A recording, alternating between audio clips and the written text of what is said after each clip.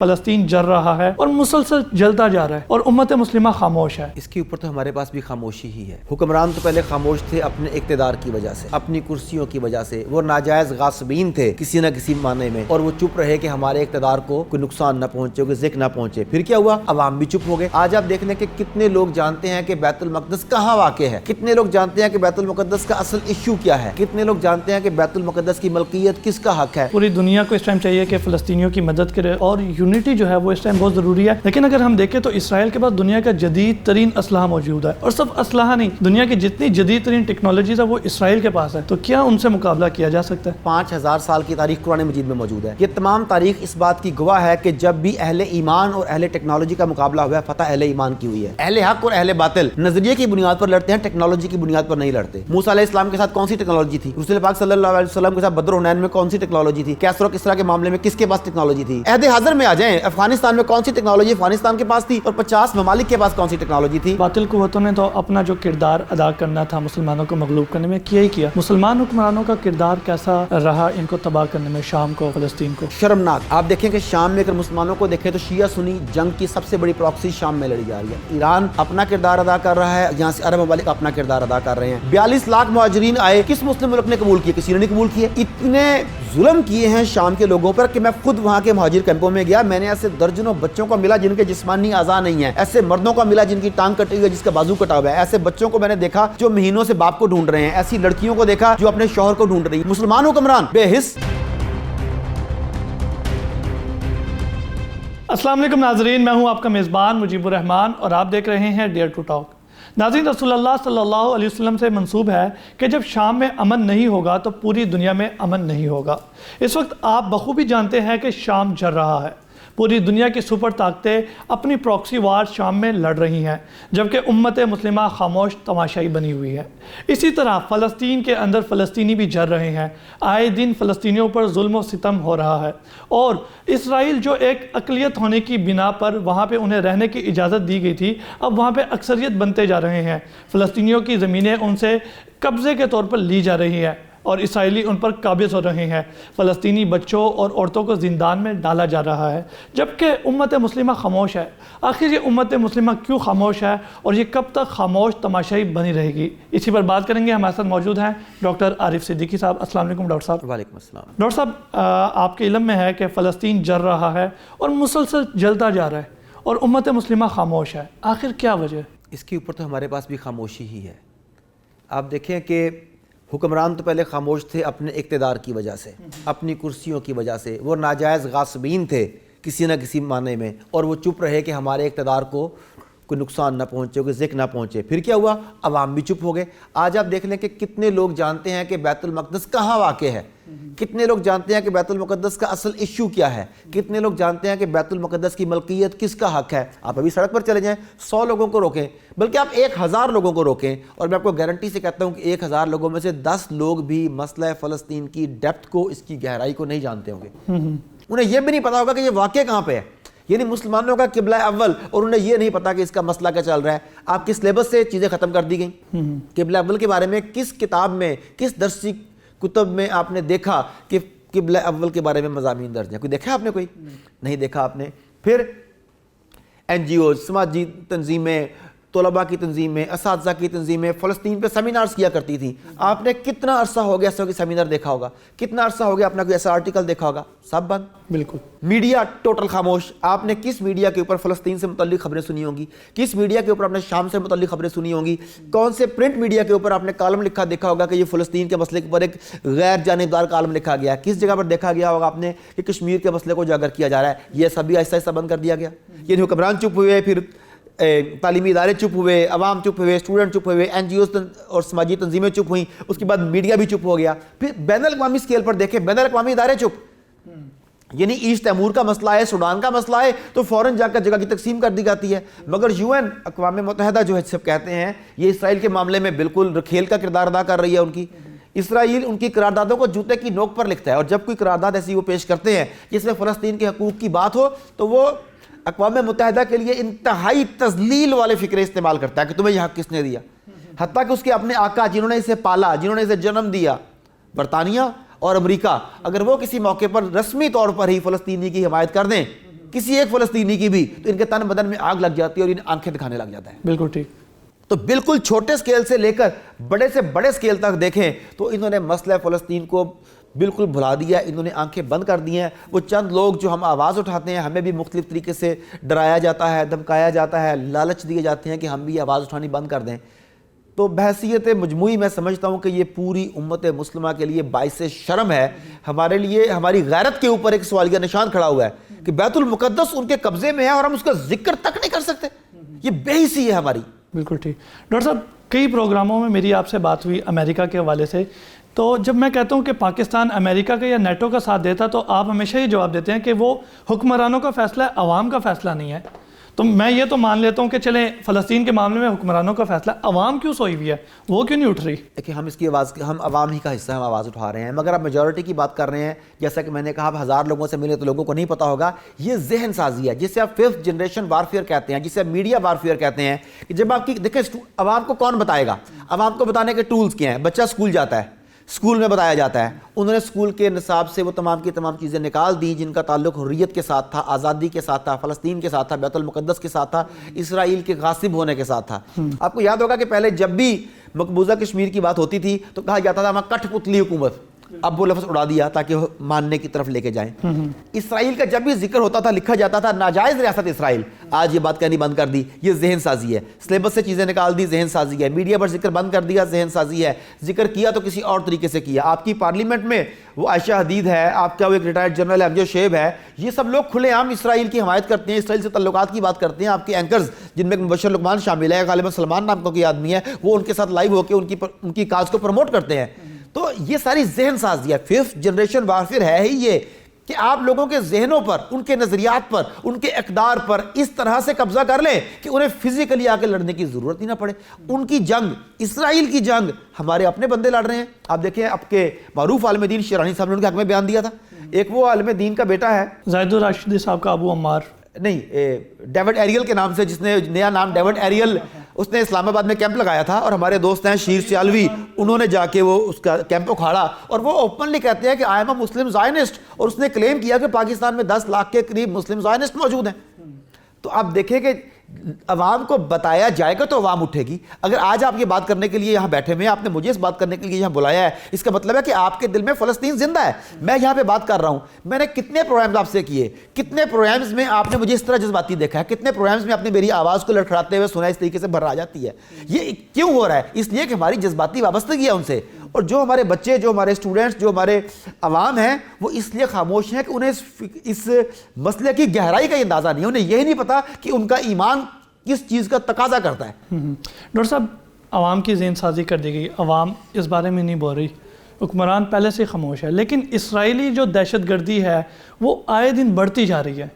اب مسلم دنیا نے ان کی ہیلپ تو کرنی ہے, اب یہ ہیلپ کیسے کرے گی؟ دیکھیں, ہمیں دامے درمے سخنے ہر لحاظ سے ان کی ہیلپ کرنی چاہیے. یہ جو ہم کہتے ہیں نا, ہم اخلاقی طور پر ان کے ساتھ ہیں, ہم سفارتی سطح پر ان کی مدد کریں گے. آپ سفارتی سطح پر کیا مدد کرو گے ان کی؟ آپ کہتے ہو کہ میں اسرائیل کو تسلیم نہیں کرتا, اب اسرائیل سے ڈائریکٹ کمیونیکیٹ تو کر ہی نہیں سکتے. جو ممالک سے تسلیم کرتے ہیں وہ تجارتی روابط بنا کے بیٹھے ہوئے ہیں. اصل میں تو بنتا تو یہ تھا کہ اسرائیل جس خطے میں موجود ہے, سب سے پہلے اس خطے کے آس پاس کے تمام مسلم ممالک کو اپنے ایمان کا مسئلہ بناتے ہوئے اس پہ دھاوا بول دینا چاہیے تھا. بعد میں جو ہوتا دیکھا جاتا, کیا ہوتا؟ قادر مطلق تو اللہ ہے, زندگی اور موت تو اللہ کے ہاتھ میں ہے, انہیں اس پر حملہ کرنا چاہیے. اگر وہ نہیں کر سکتے تو انہیں ان کے ہتھیار کی فراہمی کرنی چاہیے. دیکھیں, ہمارے ملک کا بارڈر نہیں ملتا, اس کے باوجود ہم وہاں پہ جانے کی کوشش کرتے ہیں, ہم وہاں پہ لوگوں کو سپورٹ کرنے کی کوشش کرتے ہیں. جو پوری دنیا کے مخیر حضرات ہیں انہیں وہاں مالی امداد پہنچانی چاہیے, تو پہنچا سکتے ہیں نا. ہمیں وہاں اسلحہ پہنچانا چاہیے. اگر میں اور آپ نہیں لڑ سکتے, ہمیں وہاں پہ ایسی سپورٹ کرنی چاہیے کہ وہ خود لڑ سکیں. ہمیں وہاں پہ میڈیکل فیسلٹیز پہنچانی چاہیے کہ ان کے زخمیوں کی, ان کی شہداء, ان تمام معاملوں کو کیٹر کیا جا سکے. ہم یہ بھی نہیں کر رہے. ہم نہ جنگ لڑ رہے ہیں, ہم نہ جنگی ساز و سامان پرووائڈ کر رہے ہیں, نہ ہم امداد پرووائڈ کر رہے ہیں, ہم کچھ بھی نہیں کر رہے. اس کے بعد آ جائیں اخلاقی مدد. کیسی اخلاقی مدد؟ آپ لوگوں نے تو سودے کرنے شروع کر دیے اسرائیل کے ساتھ. آپ لوگوں نے اپنے شہروں میں انہیں سیکیورٹی کا نظام ان کے حوالے کر دیا. ہم لوگوں نے بلا کے میڈل پہلانے شروع کر دیے. عرب امارات میں کیا کیا؟ ہم لوگوں نے ان کے لیے ویزا فری کر دیا. اور سننے میں آیا ہے, اور اللہ نہ کرے کہ یہ خبر غلط ہو, سننے میں آیا ہے کہ گزشتہ چند ماہ کے اندر 5000 اسرائیلیوں کو ڈیول نیشنلٹی دی گئی ہے متحدہ عرب امارات کی، جو مسلمانوں کو پرووائڈ نہیں کرتا وہ اسرائیلیوں کو پرووائڈ کر رہا ہے، ان کے لیے بزنس اپرچونٹیز پرووائڈ کی جا رہی ہیں۔ یہ سب کیا ہے؟ آپ دیکھیں ہم کیا کر رہے ہیں۔ اچھا ہم نے یہ مدد بھی کرنی بند کر دی، اس کے بعد اخلاقی مدد بھی بند ہو گئی، زبانی مدد بھی بند ہو گئی، اقوام متحدہ میں کی قرارداد کی بھولی بسری پیش کر دے اسے ویٹو کر دیتے ہیں۔ مجھے بتائیے کہ آج تک مسلم امت نے، OIC نے، مسلم تنظیموں نے کیا کیا؟ اب پوری مسلم ورلڈ کا جائزہ لے لیں، 2 ملک نظر آئیں گے جو فلسطین کے کاز کے ساتھ ابھی تک جڑے ہوئے ہیں، 2 ملک صرف، ایک پاکستان اور ایک ترکی۔ پاکستان کے اندر بھی وہ مسلسل کوشش کر رہے ہیں ذہن سازی کی۔ میں نے بھی کچھ ٹی وی اینکرز کے نام لیے، ایک پارلیمنٹرین کا نام لیا، ایک میں نے ریٹائرڈ جنرل کا نام لیا، یہ سب لوگ اس کمپین کا حصہ ہیں کہ یہاں پہ رائے عامہ ہموار کی جا سکے۔ ترکی لے لیں، جب ترکی نے اپنا جہاز وہاں بھیجا تھا، فریڈم فٹیلا غالباً اس جہاز کا نام تھا، میں اس کے کیپٹن سے بھی مل کے آیا تھا ترکی جا کے، انہوں نے وہاں پہ کھلم کھلا گئے، اس کی مذمت کی۔ ڈاکٹر صاحب ترکی کے تو ان کے ساتھ بڑے تعلقات ہیں، سفارت خانے بھی ہیں۔ وہ بھی انہوں نے اس کے لیے وہاں پہ نہ صرف یہ کہ خالی آواز اٹھائی بلکہ فزیکلی وہاں پہنچے، وہاں امداد بھی مہیا کی۔ یہ جو آپ نے سوال کیا کہ ترکی کے تو ان کے ساتھ تعلقات ہیں، یہ سوال بے شمار لوگ اٹھاتے ہیں، خاص طور پہ وہ لوگ جو ترکی کے بہت زیادہ مخالف بھی ہیں۔ ان سے اکثر پوچھا جاتا ہے اس کے جواب میں کہ آپ کے انڈیا کے ساتھ تعلقات ہیں، آپ کے امریکہ کے ساتھ تعلقات ہیں، آپ کے فلانے کے، یہ تمام کے تمام بھی تو ویسے ہی ہیں۔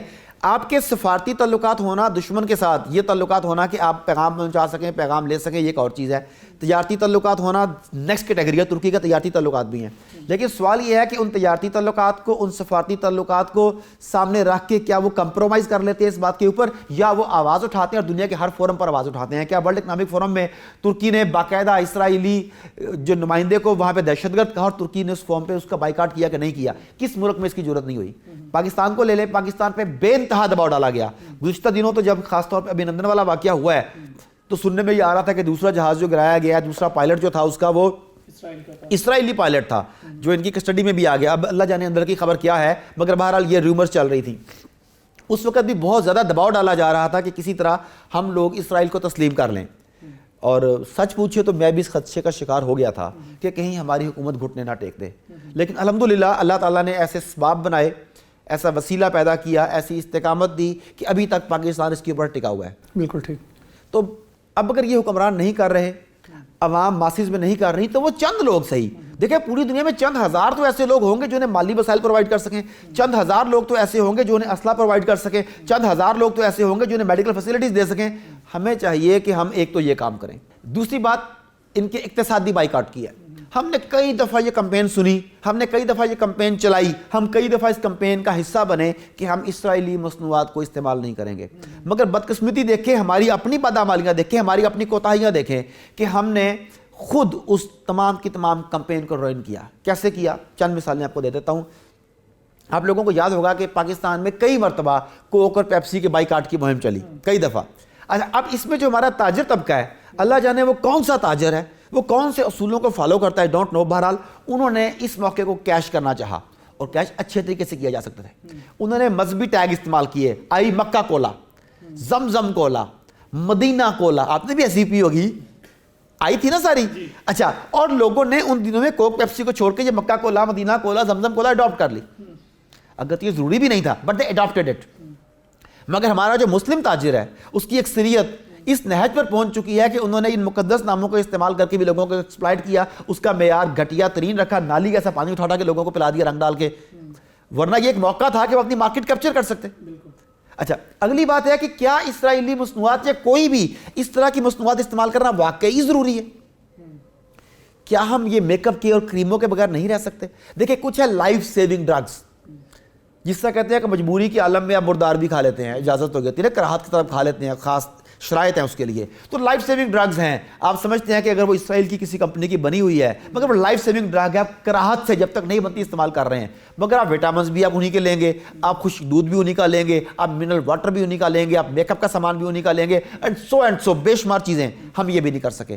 چلو آپ نے اگر کرنا بھی ہے، آپ نے ایک پلان کیا ہوتا کہ ہم یہ اگلے 5 سال 7 سال 8 سال ہم مجبوراً یہ چیزیں استعمال کر، ہمیں اسلحہ بھی لینا ہے، ہم نے یہ بھی کرنا ہے، ہم مجبوراً کر رہے ہیں، لیکن ہم نے یہ سیٹ اپ بنا دیا ہے، آئندہ چند سالوں کے اندر ہم یہاں پر کھڑے ہو گئے، ہمیں ان چیزوں کی ضرورت نہیں ہوگی۔ آپ نے پالیسیاں ایسی بنائی ہوتی ہیں کہ آنے والے 3 سال 4 سال یا 5 سال کے بعد یہ چیزیں بین ہو جائیں گی، کچھ کیا؟ ہم نے یہ بھی نہیں کیا۔ حالانکہ اقتصادی بائیکاٹ انتہائی مؤثر تھا. آپ کو یاد ہوگا فرانسیسی مصنوعات کا بائیکاٹ ہوا ہے تو میکرون کو گھٹنے ٹیکنے پڑ گئے تھے. وہی آدمی جس نے کہا تھا کہ یہ آزادی رائے کا مسئلہ ہے, میں اخبار کو کچھ نہیں کہہ سکتا. پھر کیا ہوا, وہ جھک گئے. پوری دنیا 1.25 سے 2 ارب مسلمانوں کی مارکیٹ ہے. یہ یعنی کہ دنیا کا 1/3 حصہ تو ہم ہیں, مگر ہمارے اندر یونٹی نہیں ہے. اگر ہم آج ڈیسائیڈ کر لیں کہ ہم نے طاغوت کی, اسرائیل کی, سائنس کی پروڈکٹ یوز نہیں کرنی جب تک کشمیر کا مسئلہ حل نہیں ہوتا, تو مجھے بتائیے کہ وہ کہاں جائیں گے. مگر ہمارے اپنے مفادات ہی ختم نہیں ہوتے. ہمارے اپنے مفادات جو ہیں ہمارے لیے قبلہ اول سے زیادہ ہیں, ہمارے اپنے مفادات ہمارے لیے بیت المقدس سے زیادہ ہیں. کیا کہوں بس میں آپ. بالکل ٹھیک. ڈاکٹر صاحب آپ کہہ رہے تھے کہ پوری دنیا کو اس ٹائم چاہیے کہ فلسطینیوں کی مدد کرے اور یونٹی جو ہے وہ اس ٹائم بہت ضروری ہے. لیکن اگر ہم دیکھیں تو اسرائیل کے پاس دنیا کا جدید ترین اسلحہ موجود ہے, اور صرف اسلحہ نہیں, دنیا کی جتنی جدید ترین ٹیکنالوجیز ہے وہ اسرائیل کے پاس ہے. تو کیا ان سے مقابلہ کیا جا سکتا ہے؟ دیکھیں ایک بات بالکل کلیئر کٹ ہے کہ آج تک, میں پہلے بھی کئی پروگرامز میں کہہ چکا ہوں کہ لگ بھگ 5000 سال کی تاریخ قرآن مجید میں موجود ہے. یہ تمام تاریخ اس بات کی گواہ ہے کہ جب بھی اہل ایمان اور اہل ٹیکنالوجی کا مقابلہ ہوا ہے, فتح اہل ایمان کی ہوئی ہے. اہل حق اور اہل باطل نظریے کی بنیاد پر لڑتے ہیں, ٹیکنالوجی کی بنیاد پر نہیں لڑتے. موسیٰ علیہ السلام کے ساتھ کون سی ٹیکنالوجی تھی؟ رسول پاک صلی اللہ علیہ وسلم کے ساتھ بدر و حنین میں کون سی ٹیکنالوجی تھی؟ کیسر و کسرا کے معاملے میں کس کے پاس ٹیکنالوجی تھی, اور کون جو ہے ٹیکنالوجی سے بالکل فارغ تھا؟ یہ ساری مثالیں آپ کے ساتھ ہیں. چلیں عہد حاضر میں آ جائیں. افغانستان میں کون سی ٹیکنالوجی افغانستان کے پاس تھی, اور 50 ممالک کے پاس کون سی ٹیکنالوجی تھی؟ یاد رکھیے یہ معاملہ حق اور باطل کی جنگ کا معاملہ ہے, یہ ٹیکنالوجی کا یا تعداد کی کثرت کا نہیں ہے. آپ کو یاد ہوگا کہ امریکہ نے دعویٰ کیا تھا کہ ہم زمین پر رینگتی ہوئی چیونٹی کی بائیں آنکھ میں نشانہ لگا سکتے ہیں, مگر 2-2.5 سال تک ملا عمر کی وفات کی خبر ان تک نہیں پہنچ سکی تھی. اگر آپ فلسطین کے معاملے میں بھی دیکھ لیں تو ابھی ریسنٹلی جو فلسطین میں جھڑپیں ہوئی ہیں اس میں انہوں نے وہ قسام میزائل چلائے ہیں حماس نے, اور ان کے پاس آئرن ڈوم ٹیکنالوجی تھی. نتیجہ کیا نکلا؟ کیجولٹیز ہوئی کہ نہیں ہوئی؟ آئرن ڈوم یہاں پر آ کر ناکام ثابت ہوا کہ نہیں ثابت ہوا, یہ بھی آپ کے سامنے ہے. ایون کہ عرب ممالک میں جو ڈیفنس شیلڈ امریکہ نے دی تھی ٹیکنالوجی کی بنیاد پر, وہ بھی ناکام ثابت ہو گئی. یاد رکھیں ٹیکنالوجی نو ڈاؤٹ آپ کی ہیلپ کرتی ہے, ٹیکنالوجی نو ڈاؤٹ آپ کو ایج فراہم کرتی ہے, مگر یہ ایج اہل ایمان کے ایمان سے زیادہ نہیں ہے. ہم مسلمانوں کو سب سے پہلے یہ جاننا چاہیے کہ اسباب اکٹھے کیے جاتے ہیں, مگر لڑائی اسباب کے نہیں مسبب الاسباب کے بھروسے پر لڑی جاتی ہے. صحابہ نے مسبب الاسباب پر بھروسہ کیا تھا, طالبان نے مسبب الاسباب پر بھروسہ کیا تھا. موسیٰ بن نصیر ہو, سلطان فاتح ہو, محمد بن قاسم ہو, سلطان غزنوی ہو, یہ مسبب الاسباب کے سہارے یہاں تک پہنچے تھے, اسباب کے سہارے نہیں پہنچے تھے. اسباب اکٹھے کرنا ضروری ہے, مگر بھروسہ مسبب الاسباب پر ہونا چاہیے. ڈاکٹر صاحب باتیں آپ بہت اچھی کر رہے ہیں. آپ نے اپنی باتوں کے اندر 2 باتوں کا ذکر کیا, اہل ایمان کا, صحابہ کرام کا, اور جو ہمارے مسلم ہیروز تھے. لیکن میں جاننا چاہ رہا ہوں کہ کیا جو آپ ایمان کی بات کریں, آج وہ ایمان ہمارے اندر باقی ہے؟ آپ کو مثال دیتا ہوں کہ خلفاء کے دور میں شام جو ہے وہ ایک سپر پاور سمجھا جاتا تھا, لیکن آج وہی شام چل رہا ہے. کیا کہیں گے اس پہ؟ دیکھیں پہلی بات تو یہ کہ ایمان کی کسوٹی تو اللہ تعالیٰ کے پاس ہے. میں نہیں جانتا کہ ایمان کا ترازو کون سا ہے, مگر میں یہ جانتا ہوں کہ میں جتنا مرضی گناہ گار ہوں, مجھ سے جتنی مرضی خطائیں ہوئی ہیں, اگر آج میں توبہ کرتا ہوں, آج میں ریورٹ ہوتا ہوں, آج میں اللہ تعالیٰ کے حضور ندامت کے 2 آنسو بہاتا ہوں, اور اس کمٹمنٹ کے ساتھ اٹھتا ہوں کہ آج کے بعد میری زندگی اللہ رب العزت کے لیے ہے, تو میں سمجھتا ہوں کہ میرا ایمان پورا ہے. یہ دس از نمبر 1. دوسرا, آپ نے شام کی مثال دی, اور نو ڈاؤٹ سیدنا امیر معاویہ رضی اللہ تعالیٰ عنہ کے دور میں شام نے وہ ترقی کی جو آج تک نہیں ہو سکی.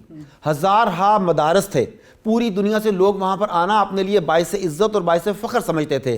شام کا سفر ان لوگوں کے لیے تجارت میں اضافے کا باعث بنتا, ان کے علم میں اضافے کا باعث بنتا, ان کی سوشل کریڈیبلٹی کا ایک معیار تھا کہ بندہ شام بھی جاتا ہے.